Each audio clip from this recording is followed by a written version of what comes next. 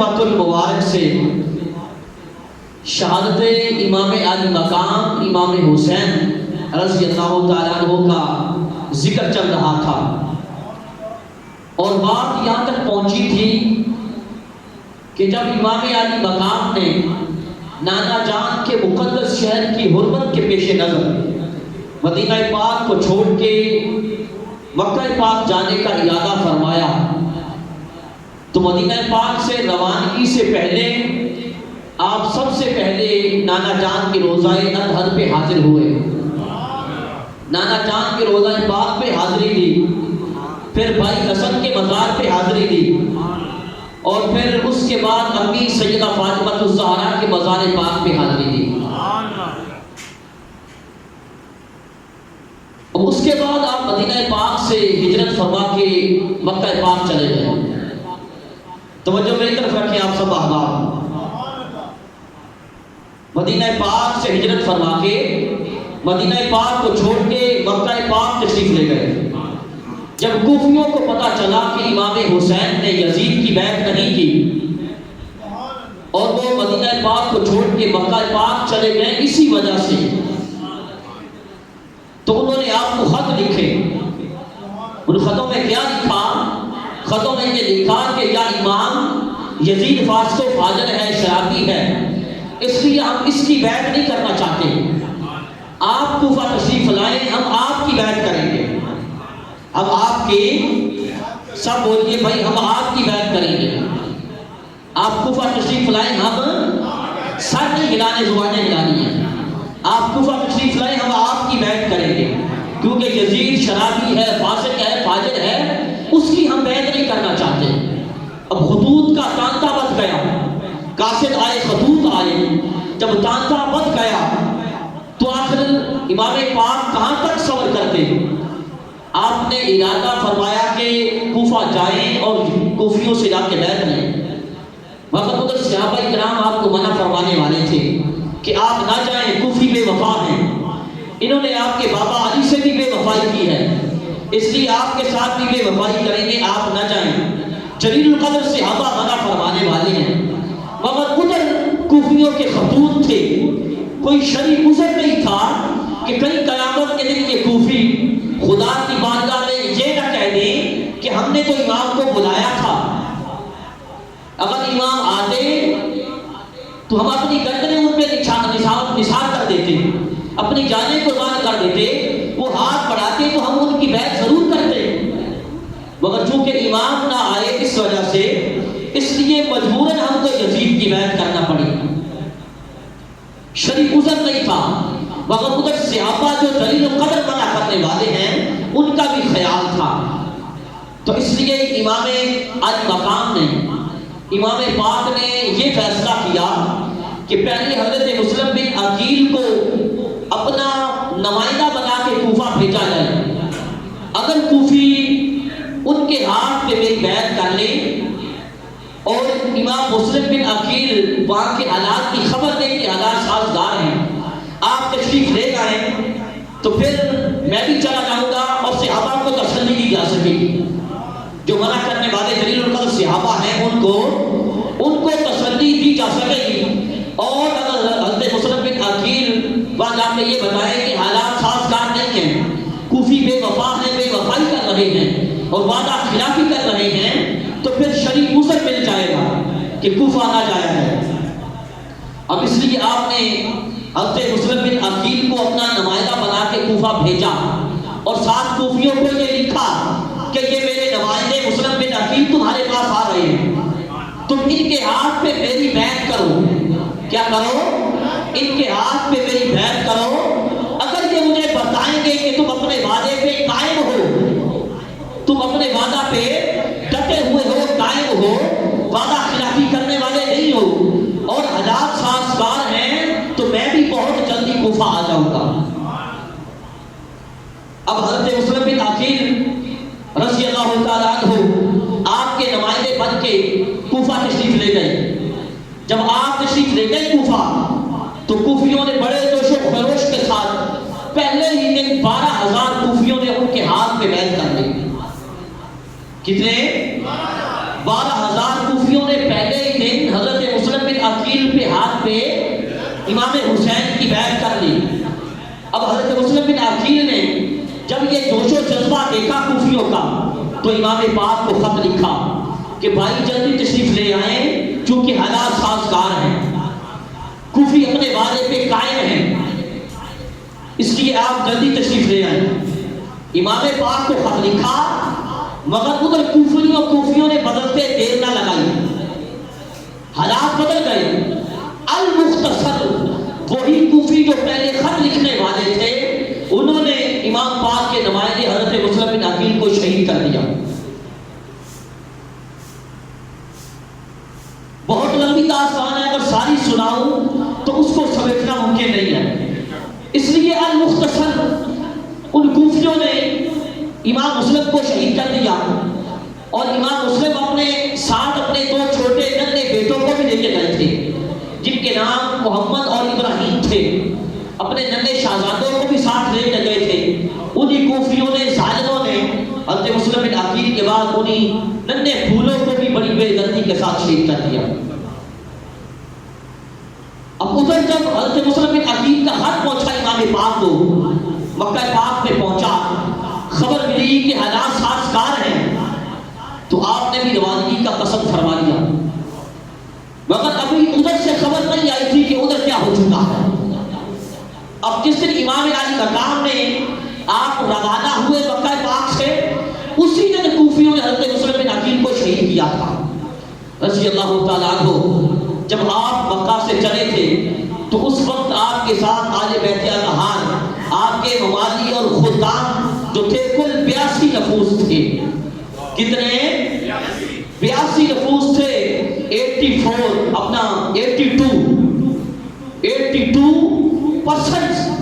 آپ کے ساتھ تھے، 82 نفوس آپ کے ساتھ تھے۔ آپ روانہ ہوئے مکہ پاک سے۔ جب مکہ میں شکوک پہ پہنچے تو ایک شخص آ رہا تھا کوفہ سے، اس نے بتایا امام علی مقام کو کہ کوفی بے وفا ہو گئے ہیں، کوفیوں نے بے وفائی کی ہے اور حضرت مسلم بن عقیل کو شہید کر دیا ہے۔ جب امام پاک نے یہ سنا، پڑھا انا للہ و انا الیہ راجعون، اور آپ حضرت مسلم بن عقیل کی صاحبزادی بیٹی کے پاس آئے، شفقت سے اس کے سر پہ ہاتھ پھیرا اور شفقت بھری انداز میں اس کے ساتھ باتیں کرنے لگے، جیسے یتیموں کی دل جوئی کی جاتی ہے۔ وہ صاحبزادی مسلم بن عقیل کی وہ یہ انداز دیکھ کے کہنے لگی، چچا جان آج خلاف عادت یہ باتیں کیسی، آج یہ باتیں آپ کی ایسی ہیں جیسے یتیموں کی دل جوئی کی جاتی ہے، تو کہیں میرے بابا کو شہید تو نہیں کر دیا گیا؟ جب اس صاحبزادی کی بات امام پاک نے سنی تو آپ بھی بے اختیار ہو پڑے، آپ بھی بے اختیار ہو پڑے۔ چچا کے بیٹے شہید ہوئے تھے، چچا کے بیٹے کی خبر کی شہادت آئی تھی، آپ بھی بے اختیار ہو پڑے اور ساتھ فرمایا، بیٹی غم نہ کرنا، میں تیرا باپ ہوں، میں تیرا، سب بولیے میں تیرا باپ ہوں، اور میری یہ بہن یہ تیری ماں ہے، میں تیرا باپ ہوں اور میری بہن تیری ماں ہے، اور میرے یہ بیٹے اور بیٹیاں یہ سب تیرے بہن بھائی ہیں۔ مگر صاحبزادی نے جب باپ کی شہادت کی خبر سنی تو رو پڑی۔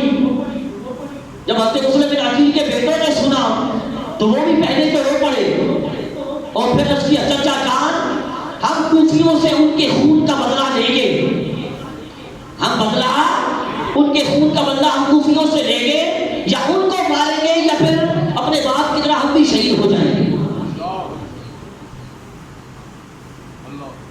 اب اس سے آگے چلے، جب مقام سالبہ پہ پہنچے، وہاں آپ اپنا سر انور اپنی اماں جائی سیدہ زینب رضی اللہ تعالیٰ عنہ کے مبارک زانو پہ رکھا امام علی مقام نے، اور کچھ دیر کے لیے آرام فرما ہو گئے۔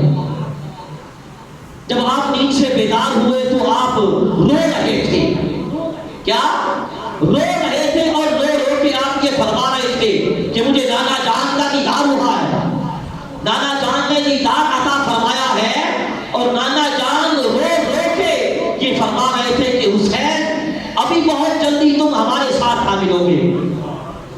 نانا جان رو رو کے یہ فرما رہے تھے۔ جب آپ کی یہ باتیں امام علی مقام کے رختے جگر اور جوان علی اکبر نے سنی تو عرض کیا بابا جان کیا ہم حق پہ نہیں ہیں؟ بڑی توجہ سے سننا، امام پاک کے 4 سالہ بیٹے امام علی اکبر عرض کیا بابا جان کیا ہم حق پہ نہیں ہیں؟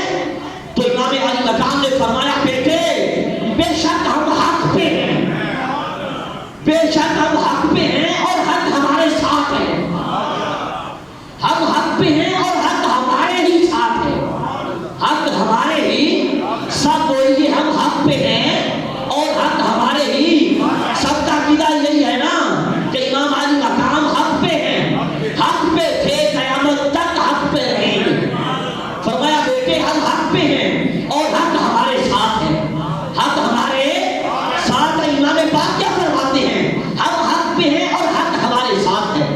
مگر اسی معاشرے میں کچھ وقت ایسے بھی ہوئے جو یہ کہتے سنے گئے کہ معاذ اللہ امام علی مقام نے بغاوت کی تھی، امام پاک باغی تھے۔ ایسے بدبخت بھی ہوئے ہیں اور اس معاشرے میں ہیں، مگر یاد رکھو خدا کی بھی لعنت ہو اور ہم سب کی بھی لعنت ہو ان پہ جو کہتے تھے کہ امام باغی تھے، اور ان پہ بھی جو کہتے ہیں کہ امام باغی ہیں، اور ان پہ بھی لعنت ہو جو سمجھتے تھے کہ امام حسین نے بغاوت کی، اور ان پہ بھی لعنت ہو جو سمجھتے ہیں کہ امام حسین نے بغاوت کی۔ امام حسین حق پہ تھے، یہ تو کوئی ہم سے پوچھے نا، یہ صرف یہ نہیں کہ حق آپ کے ساتھ تھا، یہ کوئی ہم سے پوچھے تو ہم کہیں گے کہ حسین سارے کے سارے حق تھے۔ سمجھ آئیے آپ سب کو نا؟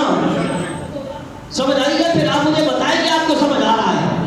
ذکر حسین ہے،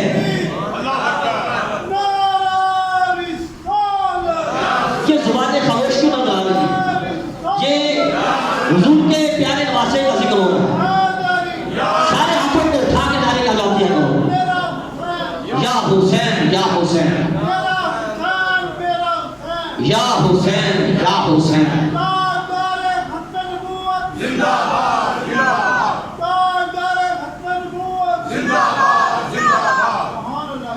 یہ تو کوئی ہم سے پوچھے نا، ہم بتائیں گے کہ حسین سارا کا سارا حق تھا، سارا کا سارا حق ہے۔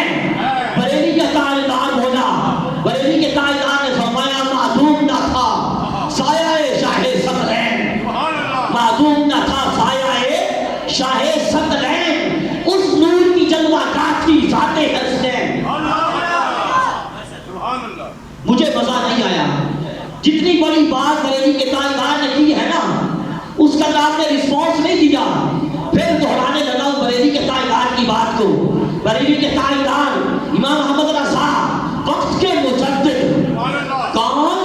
کوئی عام بندہ نہیں، عام بندہ کہنے والا نہیں، وقت کے مجدد، وقت کے مجدد فرماتے ہیں معدوم نہ تھا سایہ شاہ ثقلین، اس نور کی جلوہ گاہ تھی ذات حسین، تمثیل نے اس سائے کے 2 حصے کر دیے۔ یہ بڑی بات سنانے لگا ہوں جو بریلی کے تاجدار نے بتائی ہمیں، فرمایا تفصیل نے اس سائے کے 2 حصے دیے، آدھے سے حسن بنے آدھے سے حسین۔ تفصیل نے اس سائے کے 2 حصے کر دیے، آدھے سے حسن بنے آدھے سے حسین، آدھے سے حسن بنے آدھے سے حسین۔ مطلب کیا کہ سر سے لے کر سینہ تک، سر سے لے کر سینہ تک امام حسن میرے آقا کے مشابہ تھے، اور سینہ سے لے کر پاؤں تک امام حسین آپ کے مشابہ تھے۔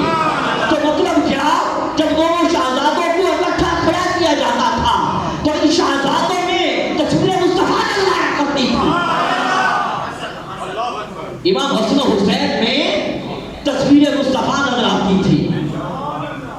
تو عرض یہ کر رہا تھا، امام علی مقام نے فرمایا بیٹے کو بیٹا ہم حق پہ ہیں اور حق ہمارے ساتھ ہے،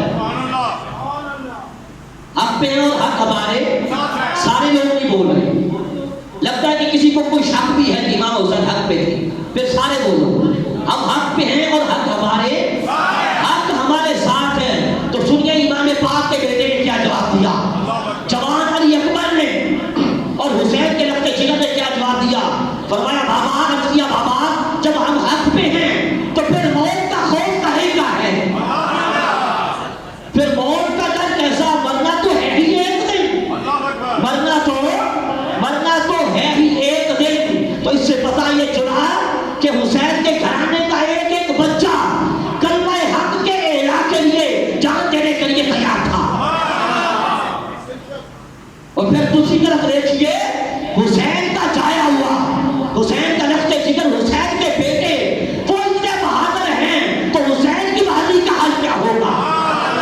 حسین کی جرأت کا حال کیا ہوگا؟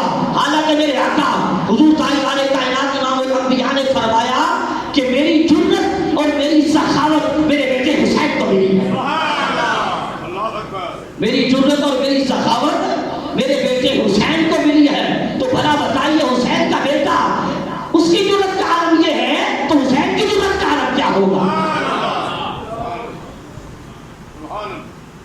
اور امام علی اکبر نے آگے عرض کیا، یہ عرض کرنے کے بعد نہ کہ بابا پھر موت کا ڈر کہے گا، مرنا تو ہے ہی۔ آگے عرض کیا کہ اس دنیا سے بہتر گھر، اس دنیا سے، سارے لوگ کیوں نہیں بولتے بھائی، اس دنیا سے بہتر گھر اور بہتر نعمتیں اور شہادت کا وہ گلزار پھلا اور پھولا ہمارے سامنے، شہادت کا گلزار ہمارے سامنے ہے جو پھلا پھولا ہوا ہے، اور اس دنیا سے بہتر گھر اور بہتر نعمتیں وہ ہمارے سامنے ہیں۔ تو اس سے پتہ یہ چلا کہ حسین کا بیٹا امام علی اکبر شہادت کے وہ مناظر بھی دیکھ رہے تھے اور جنت کی وہ نعمتیں بھی ان کے سامنے تھی، وہ بھی دیکھ رہے تھے، اور آخرت کا بہتر گھر بھی دیکھ رہے تھے۔ تو بھلا بتائیے حسین کے بیٹے کی نکاح کا حال یہ ہے تو اس حسین کی نکاح کا حال کیا ہوگا؟ میرا خیال ہے سب کو سمجھ نہیں آئی۔ ویسے زبان تو بڑی آسان بولتا ہوں میں، بڑی سادہ گفتگو ہوتی ہے، سادہ جملے ہوتے ہیں، سب کو سمجھ آتی ہے۔ اگر نہیں آتی تو میں اس کو چینج کر دیتا ہوں۔ بتائیں سب کو سمجھ آ رہی ہے؟ جب سب کو سمجھ آ رہی پھر آپ نے مجھے بتاتے رہنا کہ ہمیں سمجھ آ رہی ہے۔ اب مجھے دوبارہ نہ کہنا پڑے کہ آپ کو سمجھ آ رہی ہے کہ نہیں آ رہی، آپ مجھے خود بتاتے رہیں کہ سمجھ آ رہی ہے۔ اگر نہیں آ رہی تو بتائیں، کسی اور زبان میں پنجابی میں ہو جاتا ہوں۔ سمجھ آ رہی پھر آپ مجھے بتائیں۔ تو اب یہ کر رہا تھا جب حسین کے بیٹے کی نکاح کا حال یہ ہے تو حسین کی نکاح پاک کا حال کیا ہوگا؟ پھر سب سے بڑھ کر حسین کے نانا جان کی نکاح کا حال کیا ہوگا؟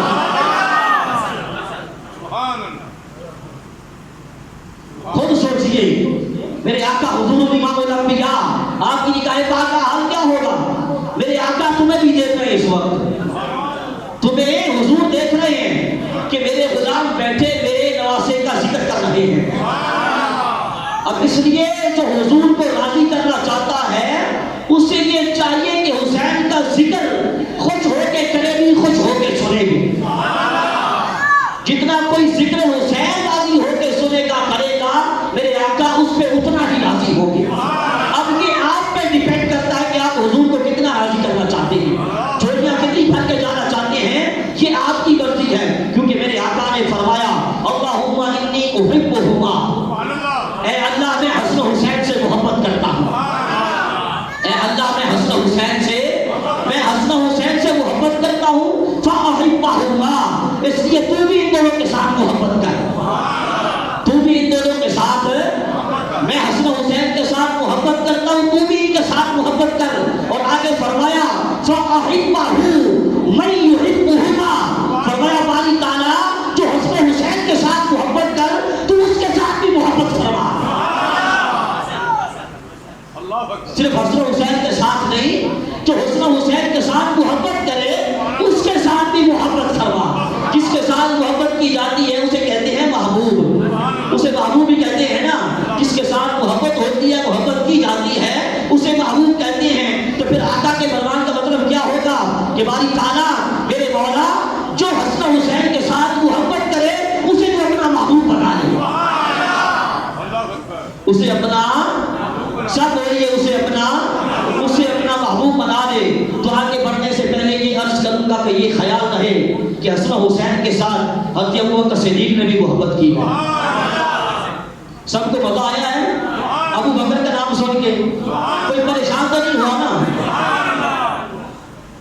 حسن حسین کے ساتھ حضرت ابوبکر نے بھی محبت کی ہے۔ امام حسن حسین کے ساتھ حضرت عمر بن خطاب نے بھی محبت کی ہے اور بے مثال محبت کی ہے۔ کیا کیا ہے؟ فاروق اعظم کا نام سن کے کیوں آپ ٹھنڈے ہو گئے ہیں؟ بے مثال محبت کیا فاروق اعظم نے حسن حسین کے ساتھ۔ حضرت عثمان غنی نے بھی محبت کی ہے، عثمان غنی نے بھی پیاروں سے محبت کی ہے۔ حضرت عقبہ بن حارث رضی اللہ تعالیٰ عنہ آپ فرماتے ہیں کہ حضرت ابوبکر صدیق ابو بکر نے عصر کی نماز پڑھائی. کیا کیا؟ عصر کی نماز پڑھائی. نماز پڑھا کے نکلے مسجد سے.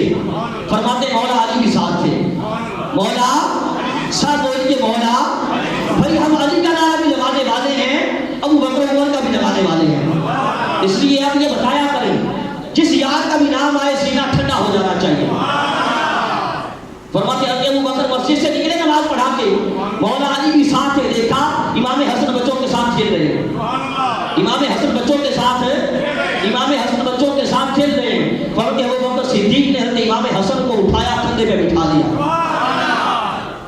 اٹھایا, نعرہ تکبیر, نعرہ رسالت, یا رسول اللہ, نعرہ تحقیق, حق جاریہ, نعرہ حیدری, یا علی, ہر صحابی نبی, جنتی جنتی, ہر صحابی نبی, جنتی جنتی, ہر صحابی نبی, جنتی جنتی, من سب نبیا.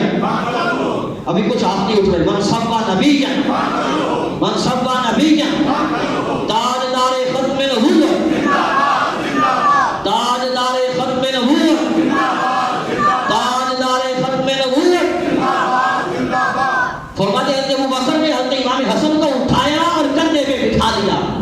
اب لوگوں سوچو, تصور کرو, وقت کا بادشاہ ہو, وقت کا, سب بولو, وقت کا بادشاہ ہو, امیر المومنین ہو, وقت کا سلطان ہو, اور کس بچے کو کندھے پہ اٹھا کے بازار میں چلے. وقت کا بادشاہ بچے کو کندھے پہ بٹھائے. آج تو ٹیٹے کا ایم پی ہے, یہ کرنے کے لیے تیار نہیں. اپنے بچے کو کندھے پہ اٹھا کے بازار میں چلنے کے لیے تیار نہیں. مگر سوچو جو وقت کا سلطان ہو, بادشاہ ہو, امیر المومنین ہو, وہ بچے کو کندھے پہ اٹھائے اور بازار چلے, تو سوچو اس بچے کے ساتھ اس کو کیسی محبت ہو,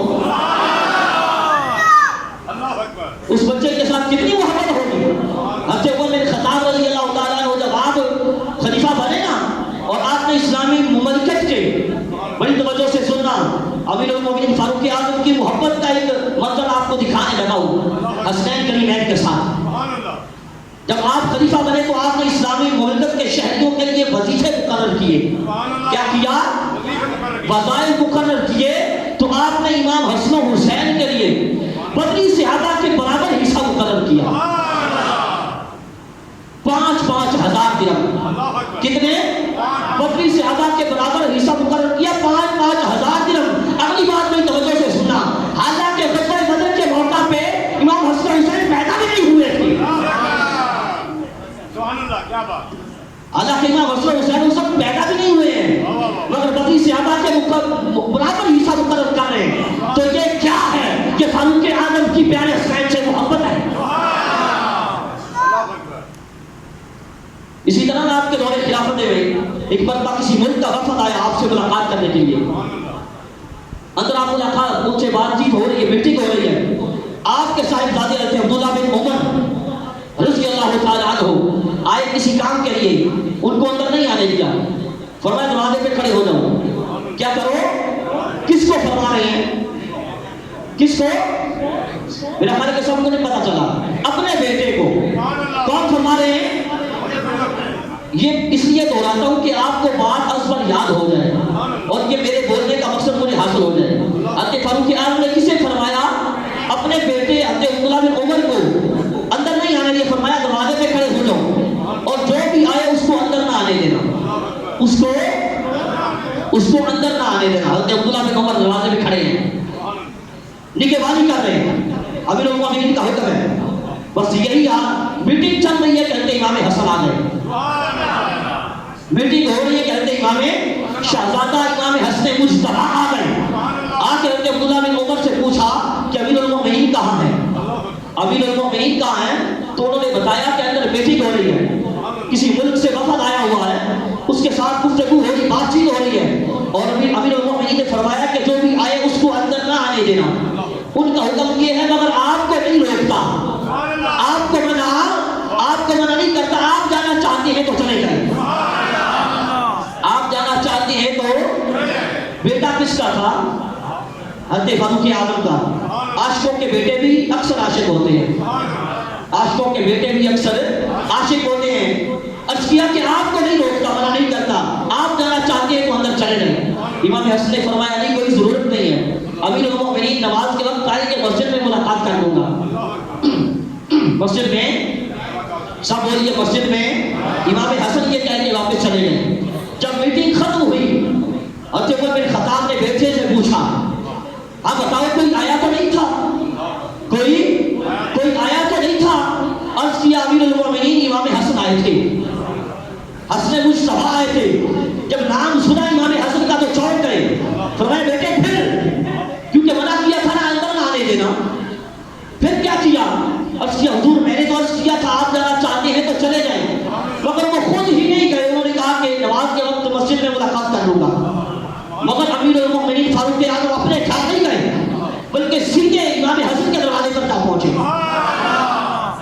امام حسن کے دروازے پہ جا پہنچے، دروازہ کھٹکھٹایا، امام حسن باہر آئے، جب باہر آئے تو پوچھا شہزادے ملنے آئے تھے، ملنے آئے تھے، ملے بغیر واپس کیوں آ گئے؟ ملے بغیر واپس کیوں آ گئے؟ تو فرمایا امیر المومنین آپ مصروف تھے، میٹنگ ہو رہی تھی، میں نے کہا کہ نماز کے وقت ملاقات مسجد میں کر لوں گا، اور جب آپ کا اپنا بیٹا دروازے پہ کھڑا تھا میں کس لیے جاتا؟ فاروق اعظم نے جب یہ جملہ سنا تو تڑپ گئے، توجہ سے سنا بات، جب یہ سنا جملہ کہ آپ کا اپنا بیٹا تھا تو فرمایا شہزادے میرے بیٹے کو آپ سے کیا نسبت ہو سکتی ہے؟ فرمایا شہزادے وہ عمر کا بیٹا ہے، آپ رسول اللہ کے بیٹے ہیں، وہ عمر کا بیٹا ہے، آپ رسول اللہ کے بیٹے ہیں، اس کو آپ سے کیا نسبت ہو سکتی ہے؟ امامہ سر سے اتار دیا، امامہ سر سے اتارا، سر سامنے کر دیا اور فرمایا شہزادے یہ بات دیکھ رہے ہو نا عزت کے یہ بات، یہ آپ کے نانا جان کے ہی اٹھائے ہوئے ہیں، سر میں یہ عزت کے بعد آپ کے نانا جان کے اٹھائے ہوئے ہیں، مجھ سے تو 10 اونٹ نہیں سنبھالے جاتے تھے، میں مکہ کے صحراؤں میں اونٹ چلایا کرتا تھا، 10 اونٹ مجھ سے نہیں سنبھالے جاتے تھے، شام کو میرا باپ خطاب مجھے ڈنڈوں کے ساتھ مارتا تھا، 10 اونٹ نہیں سنبھال سکتا تھا، آج یہ جو 22 لاکھ مربع میل کی حکومت اس کو سنبھال رہا ہوں تو یہ آپ کے نانا جان کا کرم ہے، یہ آپ کے سب بولیے یہ آپ کے نانا جان کا کرم ہے، یہ عزت کے بعد آپ ہی کے اٹھائے ہوئے ہیں، اس لیے ایسے نہ کیا کریں،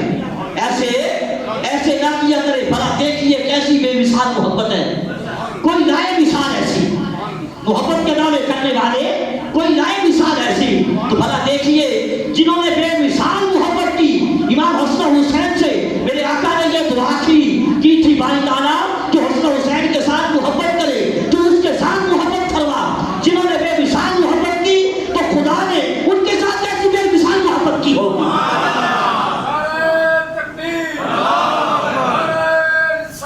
یا رسول اللہ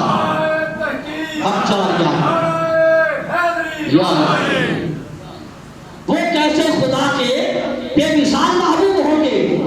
نہیں یقین آتا کسی کو وہ دیکھ لے، آج بھی میرے آقا نے پاس بٹھایا ہوا ہے، ابو بکر عمر کو آج بھی پاس رکھا ہوا ہے، پاس بٹھایا ہوا ہے، تو کیا خیال ہے کوئی ان محبوبوں کو ناراض کر کے حسن حسین کو راضی کر لے گا؟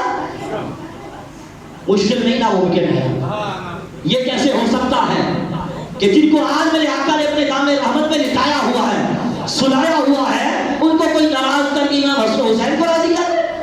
جنہوں نے امام حسن حسین کے ساتھ محبت کی تو کیا خیال ہے امام حسن حسین کو ان کے ساتھ محبت نہیں ہو؟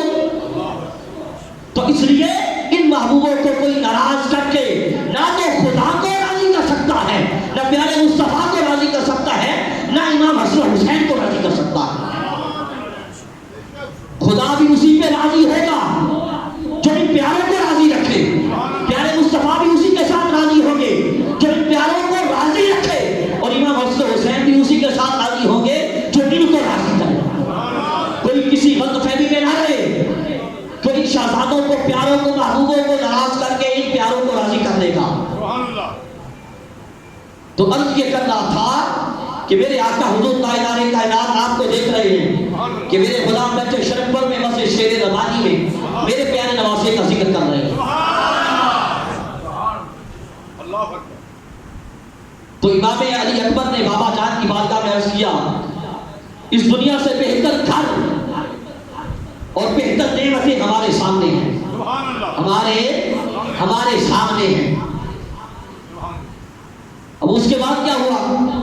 جب آپ روانہ ہوئے تھے مکہ سے، ابن زیاد کو بھی خبر پہنچ گئی۔ ابن زیاد نے آپ کی خبر پا کے آپ کی روانگی کی۔ حر بن رباحی کو 1000 کا لشکر دے کے اس لیے بھیجا کہ وہ لشکر حسین کو گھیر کے کوفہ لے آئے۔ امام علی مقام کے لشکر کو گھیر کے کیا کرے؟ کوفہ لے آئے۔ جب آپ نے اس لشکر کو دیکھا، لشکر یزیدی کو، تو ایک شخص کو بھیجا کہ جاؤ معلوم کرو کہ یہ لشکر کیسا ہے۔ اور اس سے آگے بڑھنے سے پہلے آپ کو بتاتا چلوں کہ مکہ سے 82 نفوس چلے تھے، مگر مقام شبوت میں جب آپ کو علم ہوا کہ امام مسلم کو شہید کر دیا گیا ہے، تو آپ نے اپنے ہمراہیوں سے خطاب فرمایا کہ کوفیوں نے بے وفائی کی ہے، بدعہدی کی ہے اور امام مسلم بن عقیل کو شہید کر دیا ہے، اس لیے جو جانا چاہتا ہے یہیں سے واپس چلا جائے، جو جانا چاہتا ہے یہیں سے واپس چلا جائے۔ جو ادھر ادھر سے آپ ملے گے وہ واپس چلے گئے، جو ادھر ادھر سے ملے تھے وہ کیا ہے؟ واپس چلے گئے، اور جامع شہادت نوش کرنے والے ہی باقی رہے۔ اب جب آپ نے اس لشکر یزیدی کو دیکھا تو ایک شخص کو بھیجا کہ جاؤ معلوم کرو۔ اتنے میں حر بن رباحی خود آپ کے سامنے آ گیا۔ حر بن رباحی خود آپ کے سامنے آ گیا اور آ کے یہ کہنے لگا کہ مجھے ابن زیاد نے اس لیے بھیجا ہے یہ 1000 کا لشکر دے کے کہ آپ کو گھیر کے کوفہ لے جاؤں، آپ کو گھیر کے کوفہ لے جاؤں۔ آپ نے اس لشکر یزیدی کو خطاب فرمایا، خطبہ یاد ارشاد فرمایا میں خود ادھر آنے والا نہیں تھا، تمہارے خطوط گئے، تمہارے قاصد گئے کہ آپ جلدی کوفہ آئے، میں تو اس لیے آیا ہوں۔ اب اگر تم اپنے وعدے پہ قائم ہو تو تمہارے شہر جاتا ہوں، اپنے وعدے پہ قائم ہو تو تمہارے شہر جاتا ہوں، ورنہ یہیں سے واپس چلا جاتا ہوں، ورنہ یہیں سے، بھائی سارے بولو، ورنہ یہیں سے واپس چلا جاتا ہوں۔ یہ امام پاک سب کچھ اتمام حجت کے لیے فرما رہے تھے، تاکہ کسی کو نادان کو یہ غلط فہمی نہ رہے کہ امام حسین سلطنت کے لیے نکلے تھے یا دین مصطفیٰ کے لیے نکلے تھے۔ یہ سب اتمام حجت کے لیے فرما رہے تھے، لیکن کچھ بعد وقت پھر بھی ایسے اٹھے جنہوں نے معاذ اللہ یہ کہا کہ امام حسین نے بغاوت کی، امام حسین تو سلطنت کے لیے نکلے تھے، مگر میرے امام کیا فرما رہے ہیں؟ اس لیے لعنت ہے بے شمار ان کی پیدائش سے لے کر مرنے تک، ان کی ساری زندگی پر بھی لعنت، اور مرنے کے بعد ان کی قبروں پر بھی لعنت۔ ڈر ہے کسی کا آپ کو؟ حسین کے نشانوں پہ لعنت کیوں نہیں کرتے آپ؟ ان کی زندگی پہ بھی لعنت، ان کی قبروں پہ بھی لعنت، جو یہ کہے کہ حسین نے بغاوت کی ہے۔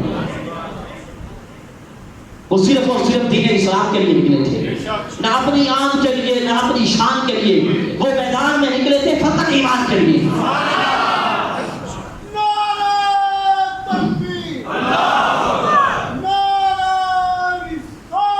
یا رسول اللہ، یا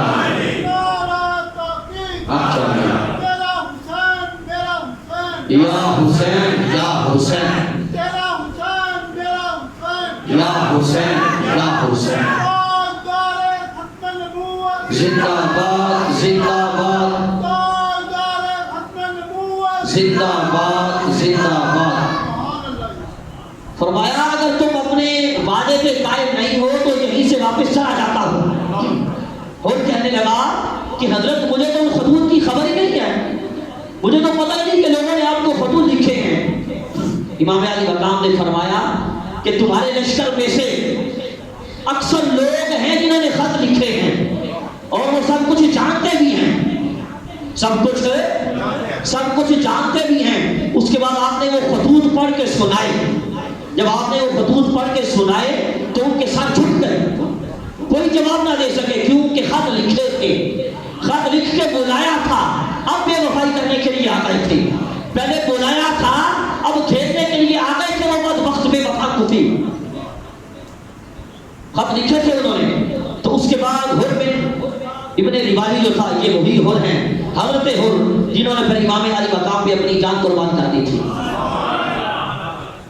آئے تھے گرفتار کرنے کھیلنے کے لیے، مگر حسین کی ظلم کا خود ہی گرفتار ہو گئے۔ کہنے لگے کہ امام پاک مجھے بھیجا تو ابن زیاد نے اس لیے ہے کہ میں آپ کو کھیت کے کوفہ لے جاؤں. کہنے لگا مگر میرے ہاتھ کٹ جائیں اگر میں آپ پہ تلوار اٹھاؤں. میرے ہاتھ کٹ جائیں اگر آپ پہ تلوار اٹھاؤں، کیونکہ دشمن ساتھ ہے، مخالف ساتھ ہے، اس لیے میں آپ کے ساتھ رہوں گا. مصلحت اسی میں ہے کہ آپ کے ساتھ رہوں. جب رات ہوگی تو آپ دستورات کا بہانہ کر کے مجھ سے علیحدہ ہو جانا، پاک بیویوں کا بہانہ کر کے مجھ سے علیحدہ ہو جانا.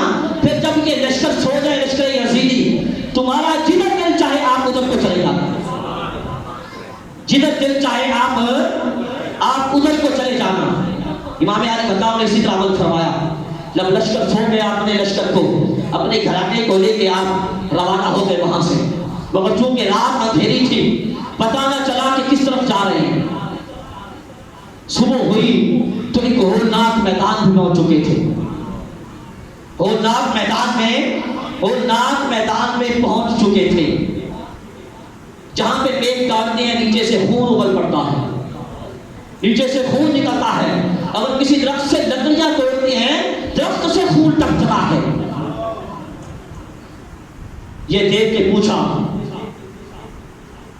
ساتھیوں سے پوچھا کہ اس بیابان کو کیا کہتے ہیں، اس کا نام کیا ہے؟ کسی نے کہا کہ اس کو ماریا کہتے ہیں. کیا کہتے ہیں؟ ماریا. فرمایا شاید کوئی دوسرا نام بھی ہوگا، شاید کوئی دوسرا نام بھی ہوگا. تو عرض کیا گیا کہ اس کو کربلا کہتے ہیں، اس کو کربلا کہتے ہیں. آپ نے فرمایا اللہ اکبر. ارض کربل و بلائن و سب کی دیواریں. فرمایا زمین کربلا یہی ہے، ہمارے خون بہنے کی جگہ یہی ہے، ہمارے خون یہی بہیں گے اور اب ہم یہاں سے کہیں نہیں جا سکیں گے. اب اس کے بعد آپ نے وہاں پہ اپنے اسباب آلو اسباب اتروا دیے. اب وقت چونکہ اوپر ہو گیا ہے،